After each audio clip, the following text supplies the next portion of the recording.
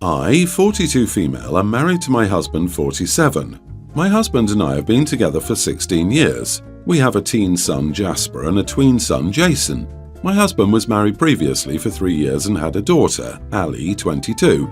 My husband and I got Ali during the summer every year, so Ali and I should have formed a relationship, but sadly did not. She was not interested in a relationship with me.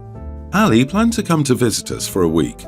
Her toddler daughter and boyfriend Mick of 3 years would accompany her. My husband and I decided Ali and our grandchild could have the guest bedroom, but Mick would sleep on the living room couch since they're not married.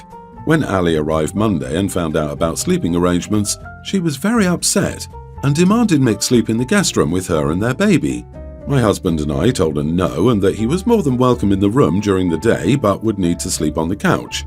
She started yelling and called me an idiot, saying I wasn't even her real mom and that I was just turning her dad against her. I told her I was sorry she felt that way, but the answer was no. She got really mad and then left to stay with her mother. My husband has suggested just letting them sleep in the same room so they'll return, but I feel our request isn't unreasonable. Am I the idiot? Oh honey, she has a child. The toothpaste is out of the tube. The horse is out of the barn. 2/3 of Puritan women were pregnant when they got married. You are the idiot. They have a kid together. What could happen if they shared a room? Right, these people have a kid together and Opie is still trying to protect her chastity. Maybe she would have wanted a relationship with you if you weren't so utterly toxically controlling. Were you the kind of step-parent who wouldn't help her get birth control? Is that why she had a baby at 20? If we want to be all Christian technical about it, in a strictly pure sense, since the stepdaughter's mother is still alive, Opie is living in sin with the stepdaughter's dad because the marriage isn't valid as long as the original spouse is still living. Opie needs to dust off those couch pillows so she can sleep with her boyfriend. I'm dying. I agree though. It's also quite telling that Opie blames the stepdaughter for their lack of a relationship. She was not interested in a relationship with me, even though Opie and her husband got together when the girl was 6 years old. That's on the two adults to foster a relationship and not the first grader. This is like, my dog chose not to have a close relationship with me. BS. Your dog hates you because you suck. Yeah, you've got to mess up pretty awfully in an ongoing fashion for a 6-year-old to choose not to have a relationship with you. Opie, it sounds like you and your husband are a big reason why her relationship with you sadly never happened. She's an adult. That's her partner and the father of her child. Trying to prevent them from sleeping together is just ridiculous. Also, most people don't have intimacy in the guest beds, especially with their toddler in the same room. They're probably just literally going to be sleeping together. So preventing this family from sharing a room is absurd and controlling. Also, maybe the boyfriend is expected to help with the baby. Why is OP assuming mom does 100% of the childcare? It's bigoted. Jeez, imagine forcing a parent of a child to sleep on the couch because they're not married and not letting the person know until they show up. Talk about being incredibly rude and a terrible host. OP is worried that if she lets them share a room at her house, the stork might bring them another child.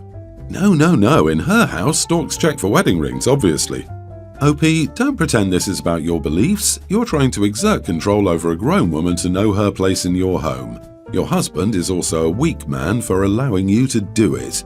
Fingers crossed, stepdaughter decides to cut you out of her life. My girlfriend is at a job she can't do remotely, and we're planning to move to another state together, so she's job hunting right now. In her first interview, she had a call with a top company whose recruiter had messaged her on LinkedIn. I expected her to treat it normally, but she spent an hour grilling the company on its engineering practices and withdrew her application. And the next few calls with companies she basically grilled them all and decided against moving forward with 4 of the 6. I told her around then that I felt like she was making a mistake being so picky and that she was going to ruin her reputation in the industry if she went around taking interviews and cutting the process off early. She said she wasn't making any enemies. Heck, the companies she dropped had been emailing and constantly calling, wanting to bring her in for another interview or asking her to reconsider.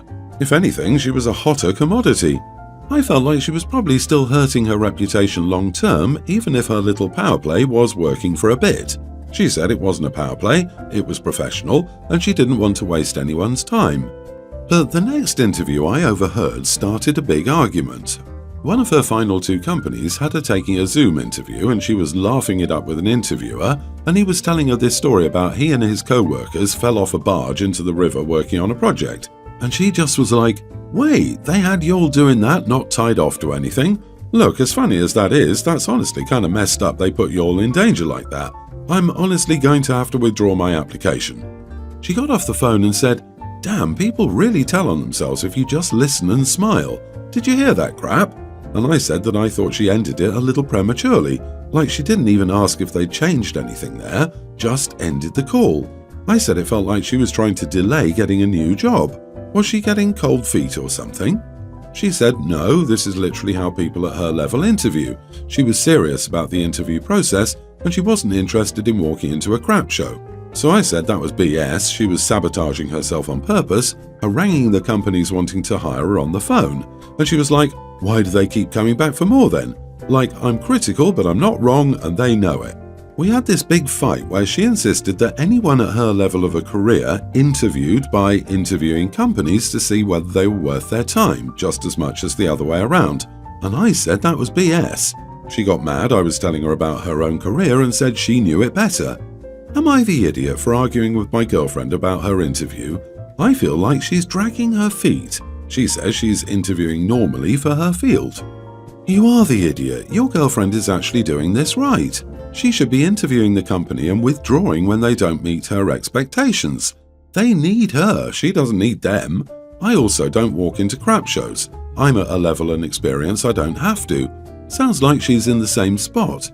It's also her job, her life, and her decisions on how to manage it. Are you going to work at these jobs with her? No? Keep your nose out of it then. Yeah, stop mansplaining how to interview for a job that you do not do and in a field you do not know. Does it bother you that your girlfriend is more successful than you? On top of that, I work directly with customers that are in the tech recruiting space. Currently, we're in an absolute candidate market. That means that OP's girlfriend definitely has plenty of opportunities and can and should be picky to ensure she ends up at the right place.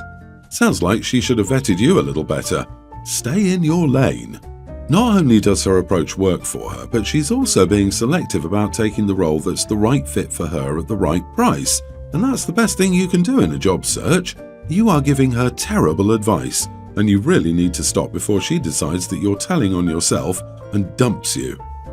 Update. Well, you've convinced me. I apologized to her and we talked stuff out a little. I was so caught up in the how could someone ever reject 200,000 or 300,000 from several top companies that it didn't really hit me that her concerns were deadly serious, and I jumped thinking that she was dragging her feet on moving, which, to be honest, might be a bit of insecurity too. So, thanks to everyone who commented, I needed the wake-up call that I was an idiot, and apparently, an idiot at job interviews too. I, 22 female, am getting married soon. Since my fiance and I are child-free and because we plan to have alcohol at our wedding, we decided to have a child-free wedding with the age cut-off at 21. This requirement so far has gone over well with most of our invitees. Most of our invitees don't even have kids anyway, so it doesn't make a difference for them. I do have one friend, Mel, 20 female, that I had to exclude from the wedding. After realizing that pretty much everyone else from the same social circle had been invited except her, she confronted and demanded to know why she wasn't invited. I tried to explain that it wasn't personal and that I didn't want to worry about underage drinking under my nose on my wedding day. But Mel kept accusing me of being a bad friend. She argued that since we'd drunk together before, it shouldn't be such a big deal. But I told her that it was a difference since we were both underage at the time. I was 20 and she was 19 when we started drinking together. Now, as an adult, I feel like I have a responsibility to prevent her from drinking, and as the bride, I have the right to have a child-free wedding. Mel is unconvinced and keeps talking bad about me behind my back to our mutual friends and making snarky comments about me feeling superior. I don't see why she can't just relax and let me have my wedding day the way I like. So, am I the idiot? It's weird that you would consider someone that is a year younger than you a child, yet think that you are old enough to get married, so close to being a child. You are the idiot. You wouldn't have to worry about Mel drinking. The only person with that concern would be the barman. Now, as an adult, I will act like a high school mean girl.